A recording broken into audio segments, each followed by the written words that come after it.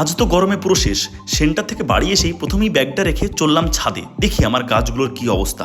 এই গরমে তো গাছগুলোর অবস্থা খুবই খারাপ, একটা গাছ তো মরেই গেছে। এদিকে দেখো, এই স্থলপদ্মটার পাতা শুকিয়ে তো পাঁপড় ভাজা হয়ে গেছে। অন্যদিকে এই জবাটার অবস্থাও খুব খারাপ। তাই কিরণকে বললাম, তাড়াতাড়ি তুই জলের পাইপটা রেডি কর। এখান থেকে জল নিচ্ছি কারণ এখানকার জলটা খুব ঠান্ডা হয়, গঙ্গার জল, এবং আমাদের ট্যাঙ্কের জলটা গরম।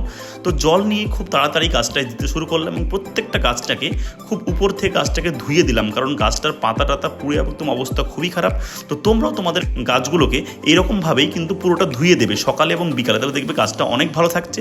তো গাছটাকে আমি এরকমভাবে সম্পূর্ণ করে সমস্ত গাছগুলোকে খুব আস্তে আস্তে ধুয়ে দিলাম। তারপরে দেখতে পাচ্ছি পর্তুলিকাগুলোতে জল দিলাম, এখানে আমার এই লিচু গাছটায় জল দিলাম, স্থলপদ্ম গাছে জল দিলাম, এবং সমস্ত গাছটাকে এরকম করে ধোয়ানোর পরে দেখতে পাচ্ছ গাছগুলো যেন শান্তি পেল। সমস্ত গাছগুলোকে দেখতে যেন মনে হচ্ছে তারা আরও সবুজে সবুজ হয়ে উঠলো। তো অবশ্যই একটা লাইক করে যেও।